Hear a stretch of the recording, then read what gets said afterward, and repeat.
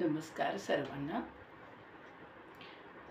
आज आपण विशेष करून चर्चा करणार आहोत कर्म म्हणजे काय आणि नामस्मरणाचा कर्मावर काय परिणाम होतो. तर कर्म म्हणजे तसे पाहता फार मोठ्या विस्ताराची गोष्ट आहे. कर्म हे फार मोठं असतं.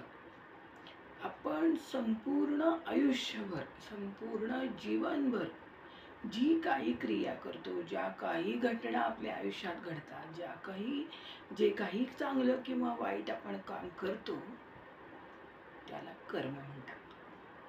म्हणजे संपूर्ण जीवनभरच्या प्रवासात केलेलं चांगलं किंवा वाईट काम म्हणजे कर्म होय. मग त्यात मनाने सुद्धा केलेलं काम, मनाचा सुद्धा त्यात हिशोब धरला जातो की आपण एखादं काम करतोय, आपण एखादी पूजा घालतोय, काही अन्नदान करतोय, पूजा घालतोय, अन्नदान करतोय, पण त्या मागील आपली भावना शुद्ध आहे की नाही हे सुद्धा कर्मामध्ये धरलं जातं. तर जसं आपण म्हणतो की जे पेराल तेच उगवते. म्हणजे काय की जसं आपण कर्म करतो तसे त्याचे परिणाम होतात. उदाहरणार्थ, आपण कधी पाहिलंय का की वांग्याचं बी पेरलं आणि त्याला भोपळा आलाय, किंवा चिक्कूचं बी पेरलं आणि आंबा आलाय? असं कधीच होत नाही. तसेच कर्माचे सुद्धा परिणाम, चांगल्या कर्माचे परिणाम हे चांगले असतात आणि वाईट कर्माचे परिणाम हे वाईटच असतात. चुकीच्या कर्माचे परिणाम हे वाईटच असतात. पंडित वामनराव पै यांनी सांगितलंय की तूच तुझ्या जीवनाचा शिल्पकार. म्हणजेच काय की आयुष्यात घडणाऱ्या प्रत्येक गोष्टीला आपणच जबाबदार असतो. जे पेराल तेच उगवणार. म्हणजे कधीतरी काहीतरी आपल्या हातून काहीतरी चुकीची गोष्ट घडलेली असते, तेव्हाच त्या कर्माचे फळ म्हणून आपल्यासमोर काही भोग येतात. ही गोष्ट आपण समजून घेतली पाहिजे, कारण हा सृष्टीचा नियम आहे. संपूर्ण विश्वात हा भगवंत जो सृष्टीकर्ता आहे तो हजारो कॅमेरे लावून बसलेला आहे. आपल्याला वाटतं की कुणी पाहत नाही, माझ्या हातनंही चूक घडली आहे, पण कोणी पाहत नाही. कोणी पाहत नाही असं होत नाही, कारण आपला आत्मा, आपलं मन त्याचं साक्षीदार असतं. म्हणून प्रत्येक कर्म करताना सावधगिरी ही बाळगलीच पाहिजे आणि प्रत्येक कर्म करताना हे विचारानेच केलं पाहिजे. काय चांगलं आहे, काय वाईट आहे हे आपण ठरवून विचाराने प्रत्येक कर्म केलं पाहिजे. आता दुसरं काय आहे, चांगले कर्म केल्याने मन शांतीत राहते आणि सकारात्मक ऊर्जा आपल्यामध्ये निर्माण होते. चांगल्या कर्माचे परिणाम हे चांगलेच असणार आहेत. जीवनाच्या पंडित वामनराव पै म्हणतात की तूच तुझ्या जीवनाचा शिल्पकार आहेस. म्हणजे तुझं जीवन घडवायचं, तुझं भविष्यकाळ घडवायचं हा तुझ्याच हातात आहे. तू चांगलं कर्म कर म्हणजे तुला त्याचे चांगले फळ मिळेल. म्हणूनच आपण नेहमी सत्कर्म करत राहिलं पाहिजे. उदाहरणार्थ, आपण सतत चांगले कर्म करीत राहिलो तर त्याचे फळही आपल्याला चांगलेच मिळणार आहे. आणि काय वाईट काय चांगलं हे विचारात घेऊन सतत कार्य करत असलो तर ते आपले सत्कर्म असे होते. दुसरी गोष्ट आहे की ही एक प्रकारची आपल्या सत्कर्माची बँक आपण सतत भरत राहिली पाहिजे, कणाकणाने. म्हणजे तुम्ही तुमच्या दिनक्रमामध्ये, तुमच्या आयुष्यामध्ये सतत काही ना काही चांगले कर्म करीत राहिले पाहिजे. म्हणजे समजा आपण एखाद्याला मदत करतो, एखाद्याला हेल्प करतो, एखाद्या गरीबाला त्याच्या ॲडमिशनची फी भरायला पैसे नसेल तर आपण त्याला हेल्प करतो, किंवा एखाद्या गरीबाला अन्नदान करतो, कुणाला तरी वस्त्रदान करतो, कुणाला तरी त्याच्या संकट समयी आपण मदत करतो. हे सगळे आपल्या हातून सत्कर्म आहेत आणि नंतर भविष्यात पुढे जाऊन त्याचे चांगले परिणाम आपल्याला भोगायला मिळतात. म्हणजेच काय, सत्कर्माची फळे गोड असतात आणि दुष्कर्माने मात्र दुःख येते. म्हणजे चुकीचे कर्म केल्याने आता आपल्याला वाटतं त्याला काय होते, काही नाही होत, पण चुकीचे कर्म केल्याने त्याचे भविष्यात त्याचे पडसाद हे चुकीचे उमटतात, त्याचे भोग हे आपल्याला वाट्याला नक्कीच येतात. आता दुसरा विषय असे आहे की प्रत्येक कार्य करताना आपण विचारपूर्वक केले पाहिजे. म्हणजेच काय, त्यामध्ये काय चांगले आणि काय वाईट हे आपण पहिल्यांदा समजून घेतलं पाहिजे. एखादं कर्म करताना आपल्याला वाटतं नाही नाही हे बरोबर आहे, पण तसं नसतं. काय चांगलं आहे, खरोखरच ह्याचे पडसाद चांगले उमटतील का, हा विचार केला पाहिजे.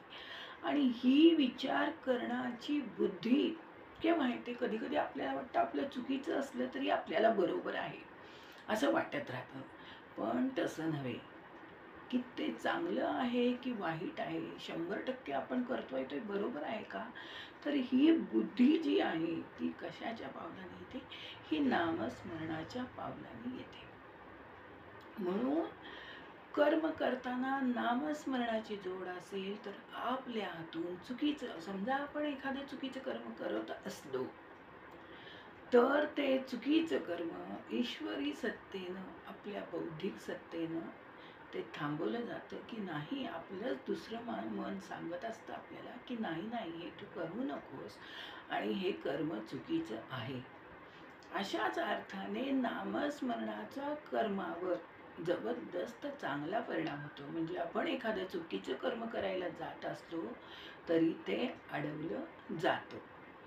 निसर्गात प्रत्येक कृतीला तिचे फळ हे मिळते. समजा आपण पाणी पिलो तर आपल्याला शक्ती येते, त्याचा परिणाम, पाण्याचा परिणाम होतोच. आपण औषधे खाल्ली तर आपला एखादा रोग बरा होतो. आपण आयुर्वेदिक खाल्लं तर त्याचा परिणाम आपल्या शरीरावर होतो. म्हणजे निसर्गात प्रत्येक कृतीचा हा परिणाम आहे. त्यामुळे तसाच कर्माचा सुद्धा परिणाम आपल्याला निसर्गात जाणवायला मिळतो. म्हणून सतत आणि सतत कर्म करण्यामागची आपण सत्कर्मच केलं पाहिजे. सत्कर्म आणि दुष्कर्म, सत्कर्म म्हणजे चांगले कर्म, चांगली क्रिया, चांगली भावना, आणि दुष्कर्म म्हणजे वाईट कर्म, वाईट भावना. तर कर्म करण्याच्या मागची, आता समजा आपण एखादं कार्य केले आणि काही माणसं जेवायला घातली, अन्नदान केली, पण त्या मागची भावना सुद्धा आपली चांगलीच असली पाहिजे, किंवा ते कर्म केलेलं मनापासून आपण ते केलेलं असलं पाहिजे, तरच आपल्याला त्याचं फळ चांगलं हे मिळतं अथवा नाही मिळत. जर आपली चांगलं कर्म करण्यामागचा हेतू जर आपला चांगला असेल तर त्याला चांगलं फळ मिळतं. कर्माची शिक्षण आपल्याला सांगते की आपण आपल्या प्रत्येक कृतीसाठी, आपल्या आयुष्यात घडणाऱ्या प्रत्येक कृतीसाठी आपणच जबाबदार असतो. म्हणून नामस्मरणाची कास ही धरावी आणि सतत चांगले कर्म करावे लागतात.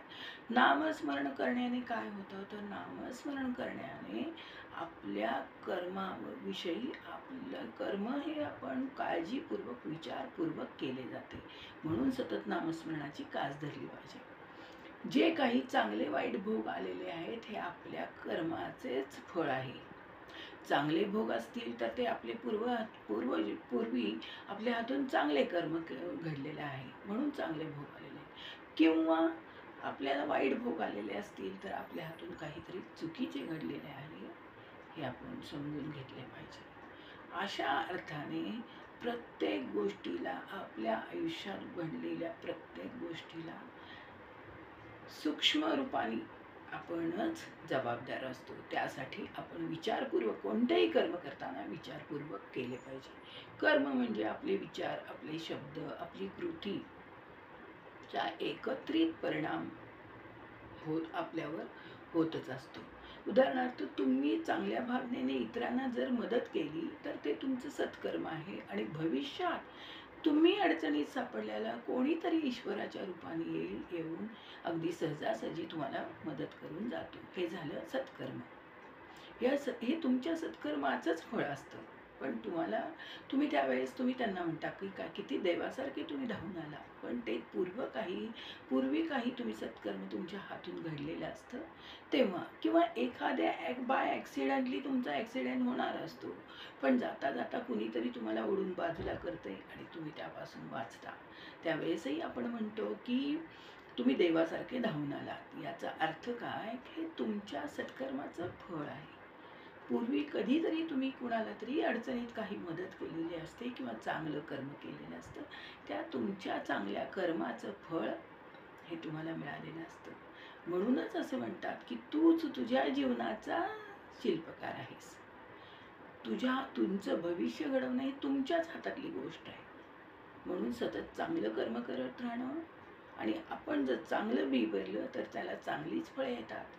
म्हणून सतत कर्म ही अशी ऊर्जा आहे जी आपण जसे पेरतो तसेच उगम पावते. जर तुम्ही दयाळूपणाने तुम्ही दयाळूपणे इतरांना काही मदत केली, काही हेल्प केलं, त्याच्या अडीअडचणीत जर तुम्ही त्याला मदत केली तर तुम्हालाही तशीच त्याची सत्कर्माची फळ मिळते आणि तुम्हालाही तुमच्या संकटकाळी तुम्हाला देवाच्या रूपाने कोणीही धावून मिळतं आणि तुम्हाला मदत मिळते. अशा प्रकारे सत्कर्माचे फळ हे चांगलेच मिळते आणि दुष्कर्माने मात्र दुःख येतात. म्हणून आपण सतत चांगले कर्म करत राहिले पाहिजे. श्री स्वामी समर्थ. जय जय स्वामी समर्थ.